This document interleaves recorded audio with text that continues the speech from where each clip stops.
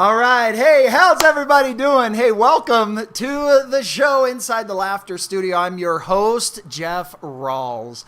And as we kind of get things rolling here, want to make sure that all of our buttons are pushed and we are moving. It looks like we got things going on YouTube. By the way, if you are joining us on YouTube, you can join in on the chat over in the box over here, and feel free to ask any questions, make a comment, give a thumbs up, anything of that nature. Let us know how you are enjoying tonight's show. I'm also going to check and see if we are on Facebook.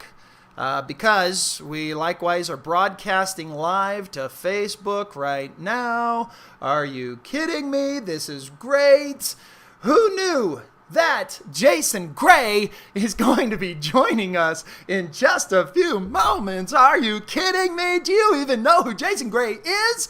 If you've been a fan of Jesters, then you know that Jason Gray, him being in the house, if you will, the virtual house that we got going on here, this is an exciting show. This one's going to be one for the masses. Okay, so let's see. I just want to double check that we are here. Probably going to start playing my audio here. Okay, all right, good. Hey, if you are joining us on Facebook, thank you so much for joining us. And if you are joining us on YouTube, either one of those, please make sure that you hit the subscribe, the like, the follow, whatever it is.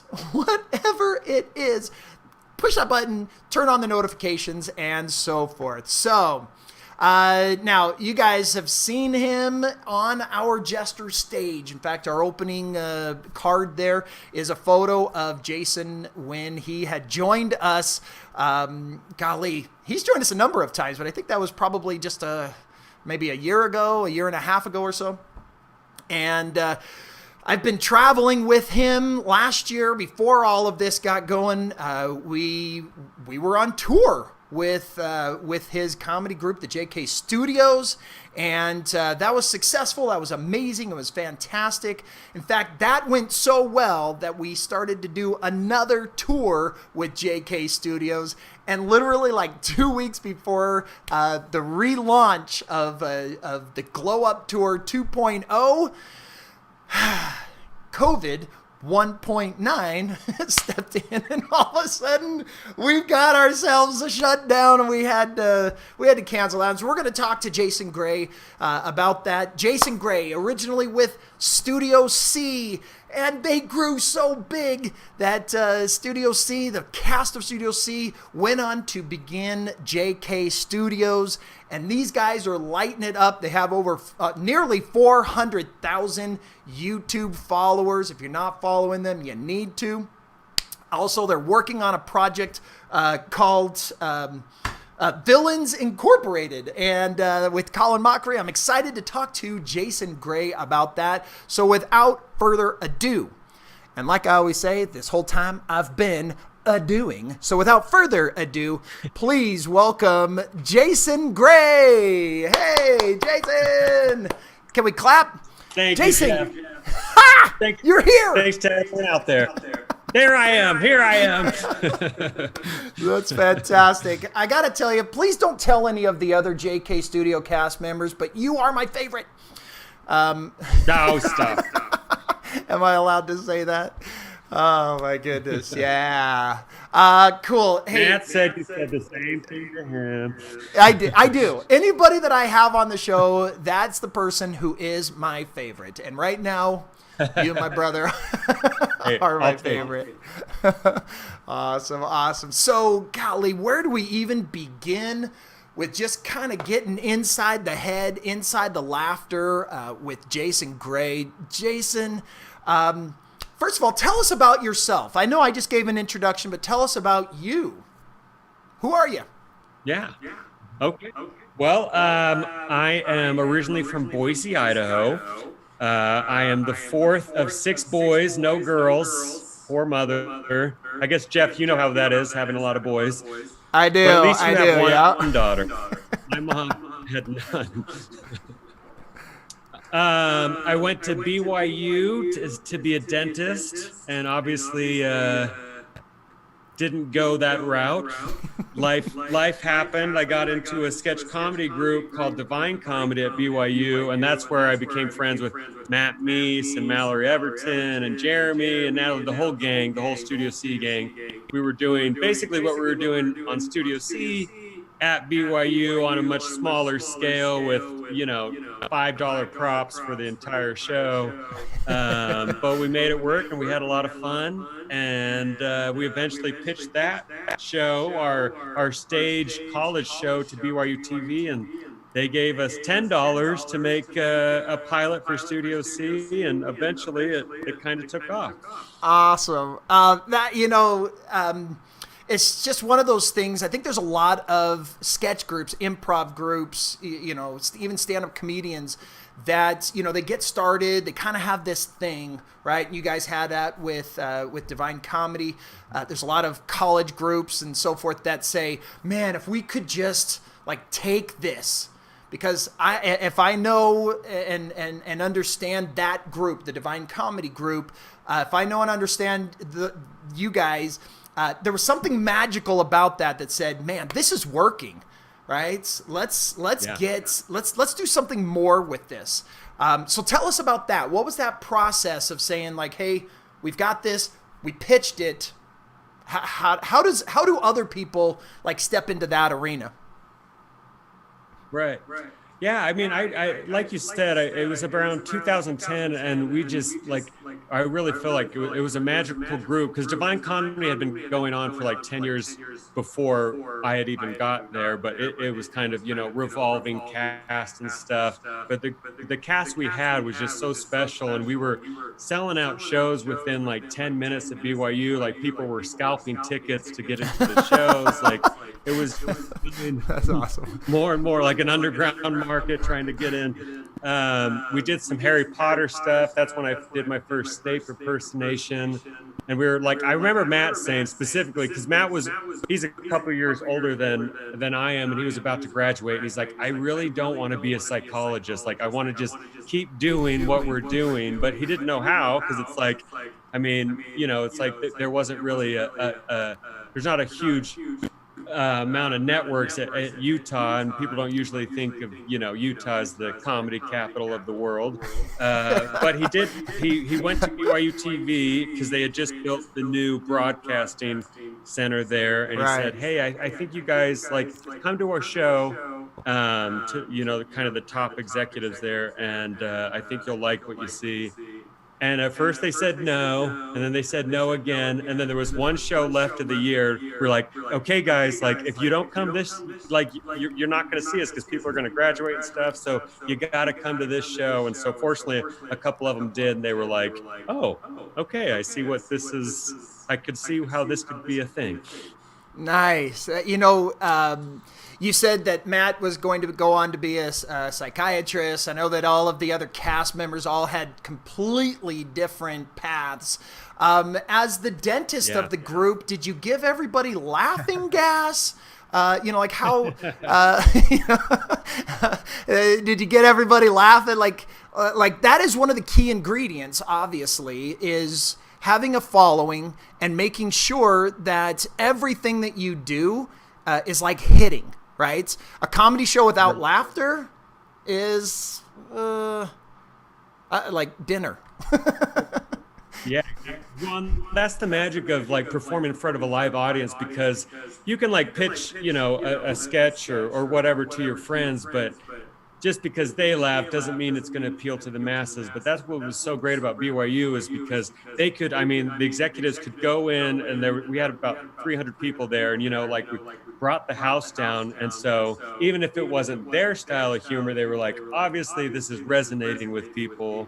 And this, it's hitting hard with this college age crowd, and we'd love to bring that to BYU. And when we did our first pilot episode at BYU, we just we hit on Facebook. All of our fans were like, guys, this could make or break us. So we really need your support. So even though the pilot wasn't perfect, because we were figuring out so many things on the fly, we had such a great audience on that pilot episode, and I really think that's what saved us, was having such an amazing audience for that first show. That's that is, I've heard that story time and time again. And even for us, when we first got started, of just kind of like, hey, this is new. We're giving it 100%. We're moving forward, and then it kind of evolves, right? It kind of says, wow, that's working. This isn't working. We planned on this, and that's not quite so. Maybe we should kind of, and it kind of grows and develops with that. Do you find that's also true with like an individual sketch? Like you've got this idea and you bring it to the group and it evolves? Yeah, for sure. I mean, so many times I'll have stuff that I think is like absolutely brilliant gold, and then you bring it in front of like the audience or whatever, and it falls flat, and you're like, oh, I'm not funny anymore. And then other stuff that you're like, I just wrote this in 5 minutes before I went to bed, and that's the thing that ends up killing. But you learn okay, the audience seems to really respond well to this type of humor, these type of setups, this type of button at the end of the sketch, and you just kind of learn from it. I know James, who does the Lobster Bisque character. I remember right before the first time he came to me and he's like, I think the audience is going to absolutely hate this character. They're going to find him so annoying, but he brought the house down, and then we ended up doing like 10 more Lobster Bisque sketches at BYU. So the audience can just tell you so much, and it's such a gauge. Yeah, being in improvisation, obviously, like you can't even come with a plan. Like, don't even plan with this. But once you get that idea, it's a suggestion from the audience. You kind of know what the game is, and that those ideas start to formulate. That immediate response from the audience that like, hey, I said something funny.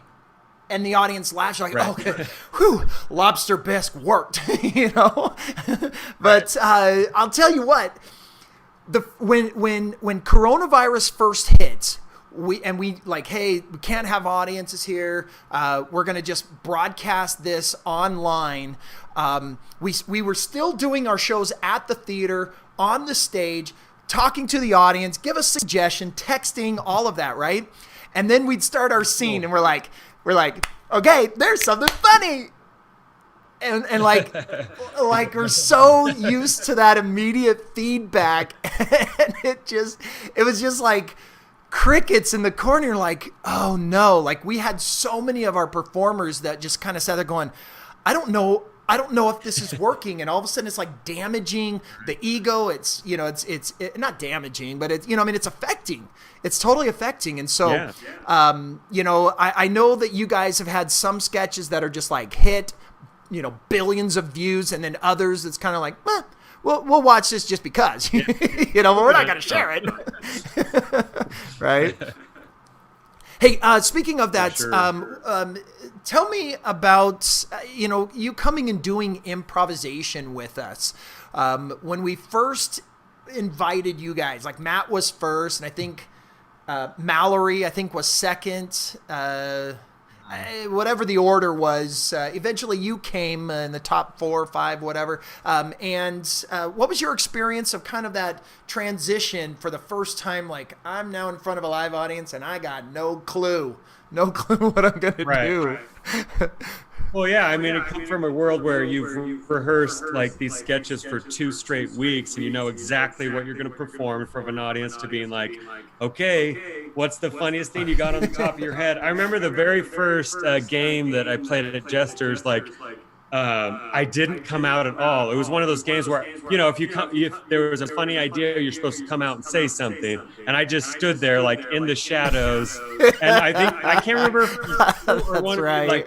like, Jason, people came to see you. Right. You have to participate. And I was like, I know, but everyone else is so much funnier. Well, I'm enjoying the show. I'm watching it. Right. I was just awesome. In the corner. I'm sure you were sweating bullets. Like, oh, why did we bring him out here? But we paid him to stand on the stage. That's it. I remember the lines from the hat game gave me confidence, because I feel like that's one game that like you can say whatever and then you just read a line from the hat, and like it usually like 9 times out of 10 kills. And I think that was the game that like gave me confidence. Like, okay. Plus, I think the nice thing about being a sketch comedian is the bar's very low with the audience. So they're like, if he does anything remotely funny or clever, we're gonna, treat him like he's like the LeBron James of sketch comedy. So I felt like it was a win-win situation for me. Each of our guests, not just you guys, but there's a lot of guests that we've had over the years that have kind of said the same thing, and one of the things that I've noticed as producer is that the audience has come to see you, and literally you can go, and the audience will just like, oh my gosh, he's so funny, I love it, right? And then on the flip side, one of the things that I loved that Stacy said, and I think that it was a testament not just to him but also to our team, was he said it was nice to not feel like they were only here to see me, but like the team, the jesters, they really came in and just like punch. And so is this really great dynamic between, the star that everybody came to see plus the professionals. And it was just like every single time we've had any one of you, it's just been this magical connection, this magical team effort that, in my opinion, just slays the audience. You guys have such an amazing following, and a lot of that is connected with our following, and I think it's I've seen some really magical times on the stage. Yeah. Well, and I mean, with your troupe, like I remember just feeling so safe. Like I know if I fall flat on my face, like your team will bring me back up, and like I felt like they were there to make sure, like to make me look as good as possible, and that's what good improvisationalists do. And I just felt really safe. Like I'm in good hands here. I'm not gonna fail. Oh, that's awesome. Can I, are you wearing our Jester shirt? Are you wearing that? I am. Dude, I love you. That's awesome. That is fantastic. I actually wear it quite a bit. People are like, what's Jesters? And like, I tell them about it. And then some people, also have been like, hey, I've been to a Jester show. So it's cool. I wear it around town in Provo. It's been fun. Oh, dude, I'm loving it, and I'm loving you. Thank you so much for that. Hey, let's talk about let's talk about kind of that transition from Studio C to JK Studios. I know you guys get this question a lot. I just want to, it's always good to just kind of put that out there and say, hey, because you guys were amazingly successful with Studio C, and now, like, you guys are amazingly successful with JK Studios. Why did you do it, and how has that transition been for you? Yeah, good question. So it happened about 2 years ago. I think a few people in the cast, I think like Matt and Mallory and a few others, I think just after 7 years, they were kind of ready to move on and do a new challenge and stuff. Mal was anxious to kind of move from Utah and try new things. But then we just, after exploring different ideas and options and stuff, I think we realized that like the power of our group, of the team, is a lot stronger if we're together rather than if a few of us break off. It's not going to have the same impact if people try to start things as if the whole gang joins in. And I think I absolutely love Studio C. It really was a dream job. I have like nothing but the best feelings. But I think after 7 years, I was ready for a fresh new challenge and to explore opportunities.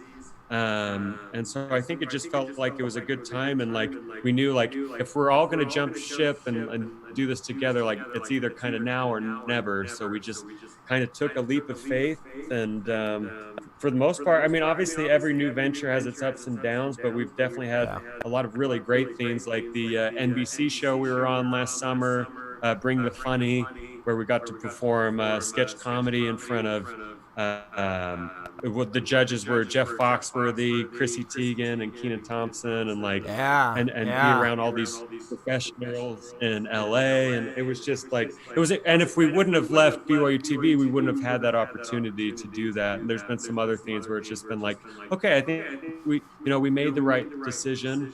And we've gotten to do a lot of really cool things that we wouldn't have been able to otherwise. Yeah, the way that I look at a lot of like our students come into our training program, some of them move on to be part of our understudy program and then move up into our main stage cast. And then from there, we actually take some of the best players on to do some corporate shows and things like that. And so there's kind of this tier of growth, and then for us, there's been a number of just these amazing improvisers who then move on to something else. Whether that's starting their own improv group, both locally as well as, across the country, or moving to Los Angeles or Chicago. We've got performers, golly, all over the country as kind of like this is their next step. Like they're excited to say, hey, I've learned what I can here. I've grown to this capacity, and now I'm ready for what's next for me. And I'll tell you what, every single time that has happened, with very, very few exceptions, we have absolutely encouraged them. Like, yes, you want to start an improv group? Go start an improv group. Like, how cool is that? Like, everything that we've taught you, go be amazing. Everything that we've taught you, move to LA. We've got performers in Improv Olympic, Second City. We got trainers at Second City. We got trainers at Citizens Brigade, and I mean just. There's so many that have started their own improv group. One that just recently started, and I'm sure that. And hopefully, I'm not going to speak for them, but hopefully BYU TV has looked at what you guys have come up with and said, good for them. Like, you guys deserve this kind of success on what's next for you. So I applaud you, and I hope that they're applauding you. Yeah, no, thank you, Jeff. I think they have been really good at supporting. We recently did a collaboration that people can check out on, where we went with the new cast of Studio C, and then we combined just little cell phone videos. But we did half the sketch you can see on Studio C channel and half on JK Studios, and it was fun to interact with the new cast, and they're all very gracious, like. Almost to the point where I'm like, we're not that great. Like, you guys are being too nice, but they're just very kind, and they're very talented. I wish them nothing but the best. So let's talk about speaking of sketches. You've got hundreds, I don't know, thousands, I don't know. You've got hundreds of videos with Studio C. 170 something. And then you've also got hundreds of videos with with JK Studios. There has to be a favorite. What is your favorite sketch? Oh man, put you on the spot. Hard to pick just one. I have three that I like for different reasons. I'm sorry, you probably want me to just pick one, but I'm going to pick three. We will take whatever you got. We'll take whatever you got. I always love dressing up, like in the big costumes or being someone completely different than myself. So I think 2 years ago, I played It from the clown, the creepy clown. I played It, and when I first pitched it, BYU TV understandably was like, "There's no way we're letting you do an It sketch on this network." But then they read the script and they were like, "Oh, okay, you can do that." Like it was very like family friendly, lighthearted, with this fun, sinister character. So that one was super fun. Yeah. Jeremy was the director. Pennywise. I'm sure that Pennywise was. Yep. The studio execs are like, now I haven't seen the film, but. Right. Yeah. I was like, don't watch the film. Just trust me. But it's played really well. Scott Stirling is one that's like a universal favorite. Yes, the one where Matt repeatedly gets hit in the face by the soccer ball. One of my favorite things about that sketch is that we had no expectations for it. In fact, we were going to film it the season earlier, but we were like, it's like we rank our sketches. We thought it was a B sketch. We're like, we'll hold off till next season. If we can't come up with anything better, we'll film it. And then, of course, that was the one that like puts Studio C on the map.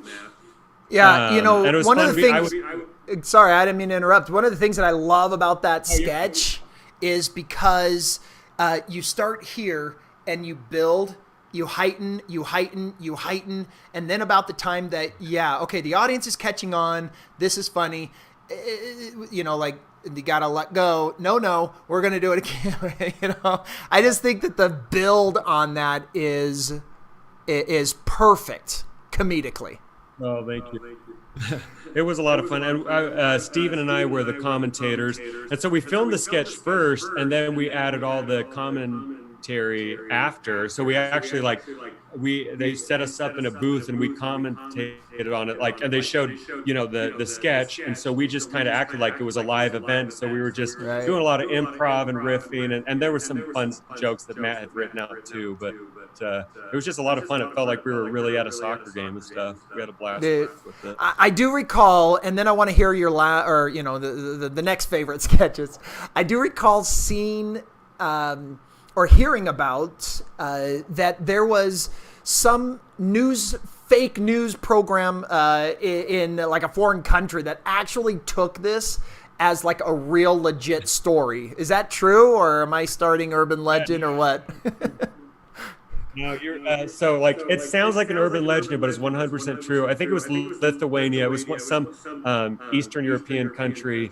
They thought, because we filmed it with the BYU sports cameras, we treated it like it was a very real event, and the graphics guy did an amazing job. So it looked real, and so they reported that Scott Stirling had actually died after the match. No joke. They reported that he was dead, that it killed him. But that he won the game. Gosh. I mean, I don't know how you watch that sketch, especially the last one where it bounces off two posts and then hits Matt in the face and then bounces out. How you can think that was real, but testament to the graphics guys for confusing a small country. That is, oh my gosh. When I heard that, I was like, that can't be true. But further research says yes. Good. Let's go. What's your next favorite sketch? Okay. Well, I'll give you my wife's, and it's one of my favorites as well. We did a Great British Bake Off parody where I got to play Paul Hollywood. Our makeup team was just phenomenal at Studio C, and I'm I don't look like that guy at all. But then they gave me the wig, the goatee. They gave me these contacts to make my eyes really bright blue, and I was like, holy cow, I'm Paul Hollywood. And then the set, I remember because I was a really big fan of the show, and I remember walking into the set for the first time, and I almost started crying because I was like, we're on the set of Great British Bake Off. It was so beautifully done, and Whitney as Mary Berry was just hilarious. Yeah, so it was a great sketch. I know for me it's hard to pick which is a favorite, but I will say I'll echo what you said about dressing up. Some of my favorite characters have been the characters that you yourself play. The everything from Harry Potter, to Batman, to you've got such a wide range as an entertainer, as a performer, as an artist, as an actor, that you've got to be doing more of that.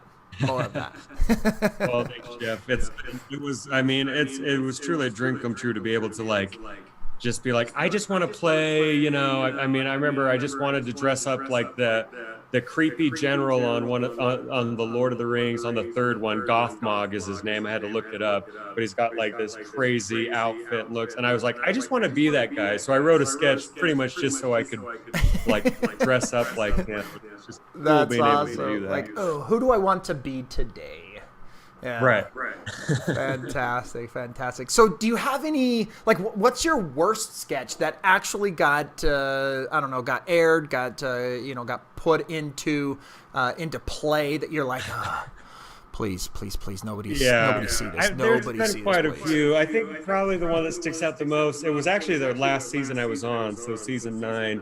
But there was this sketch where I remember I can't remember. I think maybe it was when I was seeing Hamilton, but there was the right to bear arms, and for some reason I thought of, instead of bear arms, like hold a gun or Right. own a weapon, I was Right. thinking bear arms, like actual bear arms. And so it was just like this really ridiculous pun, like that's, and I was able to stretch that stupid idea of bear arms into like a 5-minute court sketch that makes absolutely like no sense. I don't know how it made it through like the 10 layers to get onto air, but it's pretty dumb. Yes. But I still like it. We've had those, in an improv moment where you get that really good idea and you're like, okay. And then you put it out there and you're like, I cannot put words back in my mouth right now. How do we get out of this? Can you ring the bell? Can you turn off? Okay, we're moving forward. Let's do this. Yeah, I hear you. Do you have any, like a favorite fan moment? I'd hate to ask you for your worst fan moment because we love our fans, right? Even a bad fan moment, you still have fans. So if you want to share that, you feel free. But do you have a favorite fan moment? Yeah, I mean, mine was more actually of being a fan. So for those in your audience who aren't LDS, President Dieter F. Uchtdorf, who's one of the leaders of the LDS Church, he came to a taping of a live taping of Studio C. And I remember being like, I mean, I've always looked up to this man, and then here he is coming to our comedy show. And I remember we did like 2 sketches.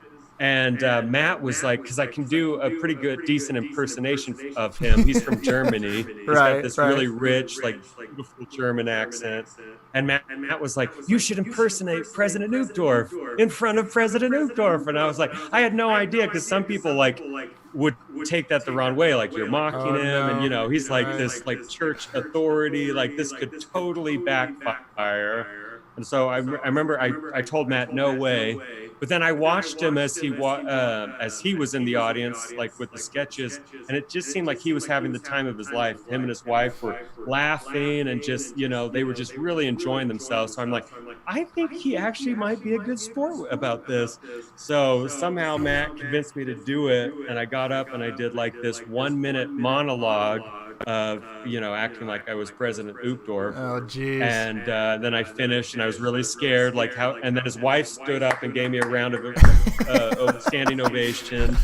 And then President Uchtdorf came down. He's like, "I'm just going to have you read my conference talks." Anyways, it was so like surreal, and I gave him a big hug, even though I don't think you're supposed to hug the apostles. But anyways, I did it because I didn't care, and it was just one of those like I will never forget moment. Like it was pretty cool. That's fantastic. That's fantastic. I can only imagine. I have actually had that, not as a fan thing, but on occasion in the improvisation, the performers or a student will be like, I got an idea. I'm going to impersonate Jef, and Jef is literally right there. And I'm like, okay, you're going to be me? This ought to be good. But a good impersonation is fantastic. And you do a lot of really great impersonations. Well, what is it can go one of two ways. It either goes really great, or it just is like the most awkward, uncomfortable thing ever. So fortunately, it was the former. Do you have a favorite, superstar or person or character that you like to impersonate? Is there a favorite? Oh man, probably. I mean, I obviously you mentioned Batman. I mean, I grew up being such a big Batman fan. Dark Knight was actually, after I saw it, I was like, what made me want to get into acting? And then it was cool as Studio C like got bigger, a bigger deal and stuff. The evolution of the Batman suit I got to wear was much cooler by the end. Like the first, it was like the Halloween Target, like $15 Batman suit, and by the end, they made me like this custom like Batman suit from this guy in Canada that like with leather that like hand stitched the suit, and it looked like super legit. So, anyways, that was pretty fun. And I love playing Snape, Severus Snape. one of my favorites. Nice. We could go on and on. I appreciate you joining us. And by the way, if you're joining us on YouTube, we've got just a few more moments here with Jason. Hit us up in the comments. Let's see, this way. I always get this. Do you know which way it is, Jason? This way. If it's on Facebook, it's down below. Whatever. You got a question for Jason. This is your chance. You got Jason right here with us. There's a question. If you got a question, let us know what that is. We'll be checking our Facebook and YouTube for any questions for Jason. But Jason, I do have a couple more questions for you. There's, being in the business of clean comedy, there are groups like Studio C, JK Studios, Jesters for nearly 20 years has been pushing clean comedy, clean entertainment for years now. And for a number of years now also is dry bar comedy. And I understand you guys are doing something with dry bar. What's that? Yeah, so Dry Bar Comedy, if you haven't checked them out, you definitely should. They do clean stand-up comedy, and they've grown. I mean, I think they have like 4 million subscribers on Facebook. They're really funny. Actually, one of the guys on Dry Bar is now one of the new cast members on Studio C. But anyways, they invited us to do a live show at their little studio in Provo. We don't know if we'll be able to do it in front of an audience. We might be just doing it in front of nobody and insert laughter here. You have to get creative these days. But yeah, I just got to tell you, like I said earlier, that performing like I'm funny. I'm sure I am. Just laugh at home. Think I'm funny? Yeah, exactly. Well, especially when you're on stage and it's like one thing to film, because we do offset sketches and we're used to not having laughter there because it's not in front of a live audience. But when you're on a stage where there's empty chairs, especially, you're like, what? Just awkward. And we'll make do. We'll make it happen. Well, that's awesome. Love Dry Bar. Love Dry Bar. Yeah. Yeah. We'll be filming this summer, and then those sketches will come out on our JK Studios channel and also on the Dry Bar app this fall and winter. Fantastic. So follow JK Studios. Can they follow you? Or are you under? Yeah, I mean, my probably the best way to follow me is on Instagram at Jason the Gray.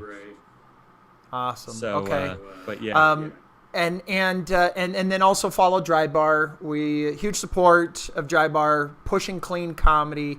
Anytime you guys can, assist in getting the word out in clean comedy. I remember having a conversation years ago about whether we should or shouldn't, say quote unquote clean comedy, or if we just allow our comedy that is clean to just speak for itself. Because I do think that there is some sort of a stigma that says, clean comedy, it must not be funny. Do you guys get that, or do you guys have the same understanding? Oh, yeah, for sure. Well, and I think we had that double being from BYU, and then, there's that stigma, and then clean comedy. I think we had that, we had it double. And I think, but like you said, you just do your thing. And I think naturally we just didn't want to go blue, or we didn't want to do inappropriate stuff. But we didn't try to be like, oh, I wish we could do all these dirty jokes, but let's make it cheesy and family friendly. We did what we actually found funny and we actually loved and enjoyed doing. And it's cool because like we'll go to Salt Lake and there'll be a guy, I've had like guys come up with like shaved head, earrings, tattoos all over their body, and they'll come up to me and be like, it's so nice to have something that I can watch with my kids, and it's like, it's not just like people, in the LDS church that want clean comedy. It's everybody. I remember one of our audiences years ago, and this has happened a number of times, but he was kind of, as you just described, just this hard muscle tattoos, maybe even on his face. I mean, and came up as like, I didn't think that this bleep would be funny, but bleeping, you guys are bleeping, I'm like, okay, I get it. Yeah, no, like that's great, but I love that the comedy like appeals to everybody. If it's funny, people like it. Yeah, right, exactly. So, golly, I hate to. So, there's a couple of questions I want to ask from Jennifer King on Facebook. Has a question for you, Jason. Are there going to be any more Freelancer episodes? What is Freelancer, and are there going to be any more episodes? Yeah. So Freelancers was a kind of a mini web series we filmed for YouTube last year. ClickFunnels, who are based out of Idaho, Boise, they sponsored the show. Great partners. Basically, the premise of the show was 5 struggling filmmakers that kind of have no idea what they're doing, are trying to get jobs of like doing commercials and just trying to survive as these young filmmakers, and pretty much chaos ensues, everything goes wrong, hilarious hijinks, but Matt, Mallory, Steven, Stacy, and someone else, Whitney, are the main characters in it, and then everyone else makes a cameo. But it's just a delightful show, and we're hoping for a season 2. We're currently looking for a sponsor, so if you know anybody, let us know. But I think that show, out of everything we've done in JK, that's been the biggest request, is to do a season 2 of Freelancers. So we're hoping. It's such funny stuff. I'd encourage all of our audience to check out Freelancers, the Freelancer series. How many videos are on there? How many you guys got now? Yeah, I think it's 8. I think it's 8 episodes, and I mean the pilot's 20 minutes. The average length is 12 minutes, so it's like a good chunk of time, and they're really fun stories. My personal favorite is the Halloween episode we got to film at Nightmare the 13th in Salt Lake, and it's a really fun episode. Awesome. I'm in the looks dark. like I was gonna say it looks like somebody turned off the lights on you, or decided to the sun go down, or hey, there you are. There we go. That's better. Fantastic. Well, good. I do have. Oh, sorry, Jeff. Yeah, go ahead. I was gonna say I did think of a bad fan interaction. Yes, I wanted to hear this. I didn't want to put you on the spot and make you tell a story, but if you've got one, our viewers would like to see. Right. Well, okay. So it was after the end of, like, in the summers with Studio C, like, I mean, we were filming nonstop. And so my time I get to spend with my wife is very small. So I remember we had a Thursday off randomly. And so I wanted to take my wife on a nice date.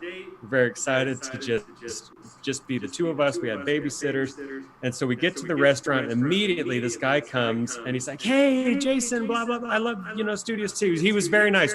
This wasn't the bad part. But then he kept staying, and like he kept asking question after question. And my poor wife, like, she was nice at first, but then after about 10 minutes, she's like trying to give this guy subtle hints. And I mean, he just would not stop. And no joke, he sat down at our table. So he was no longer just I'm tired of standing. Right. Do you mind if I join you? I'll take a tonic and water. Yeah. Well, he sat down and he grabbed a piece of bread even and started eating the bread. Which is fine, but I was like, man, this guy's really making himself comfy here. And it was no joke, at least a half an hour before he finally got up and left. And nice, sweet guy, but it was like, I'm on a date with my wife. Let's keep the interactions brief.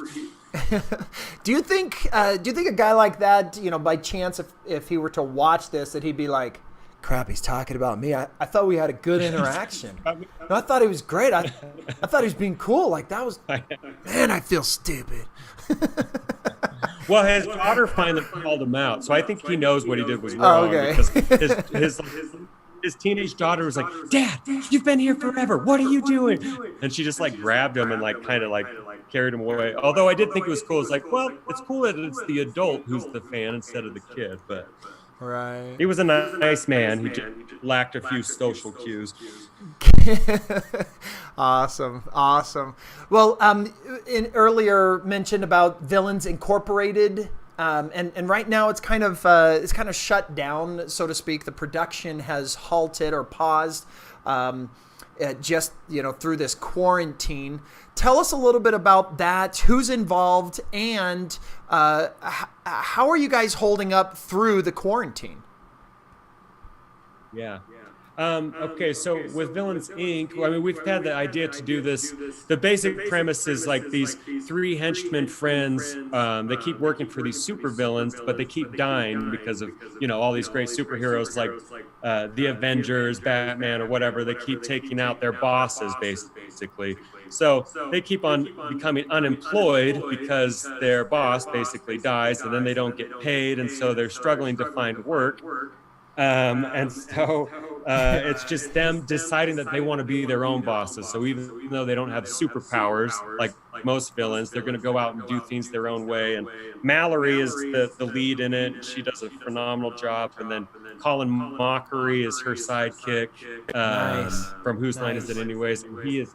They say don't meet your heroes because you'll be disappointed, but Colin, like no joke, is even nicer and more wonderful in real life than I could have hoped for. He's so great to work with and so humble. That's cool. And he's doing this like random small project in Utah with very little pay. Like I still don't know why he's doing it, but I'm so grateful that he is. It's been great to work with him. And then I play the other. I'm so sorry. Sorry, I didn't mean to interrupt. I just got all excited because I literally was speaking with Brad Sherwood, who we've had on the Jester stage, and Colin and Brad, go on and do their two-man show. They've been doing it for years, and I've seen both of them, and they both just seem like just these amazing, just kind of down-to-earth, very easygoing, very nice guys, and would love to have Colin on Inside the Laughter or on the Jester stage or whatever. So, love Colin. Excited for Brad. I won't say anything more than been talking with Brad about coming on the show. So we'll see what happens. Oh, cool. Man, I haven't met Brad, but I've heard. I mean, I know Colin loves him, and I figure anyone that Colin loves and wants to perform with must be a pretty good guy. So yeah, he is. Tune into that. He's great, and I'm excited for Villains Incorporated. That is really cool. Having produced a couple of shows and so forth with different celebrities, including my interview on this program, Inside the Laughter, with Dick Van Dyke and Sean Astin. Getting to work with your heroes, getting to work with people that you absolutely love, absolutely admire, and when they are the type of person that really everything you see on camera is authentic and it is who they are. Sean Astin is exactly that way. Dick Van Dyke, likewise, was one of the most amazing, just generous, kind, accommodating interviews that I have ever had. And when you meet those people, you're so grateful for that, because there's so many other horror stories out there with some of these celebrities that are just like, I'm smiles on camera, but bam, get out of, and that's not, I know for me, and I'm sure it is for you, because I have gotten to know you guys, that's not who we are. That's not who we want to be to our fans. They make us who we are in that celebrity. You agree? For sure. Yeah, no, I 100% agree. Like we could, I mean, obviously it's like, I would be a dentist without fans. Like without like the support of these people, like I would not be doing what I love doing. So I'm so grateful in many ways. Well, I really am glad. Yeah. Go ahead. Sorry. Yeah. Oh, I'm sorry. I was just going to say, so we were 2/3 of the way filming it. we only needed one more week to film, and then of course Corona hit, and we had to get Colin back to Canada because that's where he's from before they shut the border down. Borders. So it halted our production. And now we'll have half the movie filmed with Utah, because we're in Utah, so there'll be snow in the background for half the movie, and then randomly it'll be like the middle of summer for the other part. But we'll make it work. Movie magic, right? I remember watching the commentary on Willow, where they just came down the hill on the frozen ice, and they hole up in this shack, and downstairs they said, I think was like Canada or America, and upstairs was New Zealand. And it's like two completely different locations. The joy of movie magic. Yeah, that's right. Awesome. Well, I'm just going to quickly just check and see. It looks like I've extended my time with you. I feel bad. I always say hey, can I get 30 minutes of your time? And you've been so generous. We're coming up on 50 minutes. Holy cow, Jason, you are amazing. Thank you. Thank you so much for being my guest here on Inside the Laughter. My pleasure. Is there anything that you'd like? What did we miss? What other projects or anything like that? What do you tell us about the rest of the cast? Are they healthy? Are they happy? Last question on that. How's the rest of the cast? They're doing really good.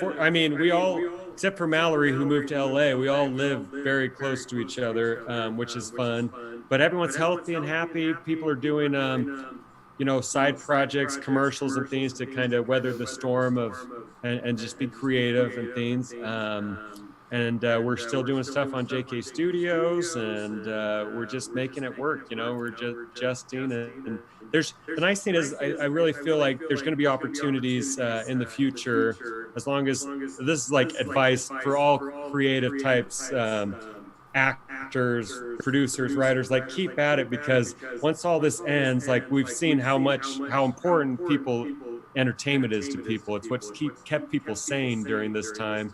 So don't give up. And there's going to be, I think, some really great opportunities with these new platforms like Disney Plus. I think is going to start looking for a lot of family-friendly content if that's your thing. And I think there's going to be a lot of opportunities for family-friendly comedians moving forward.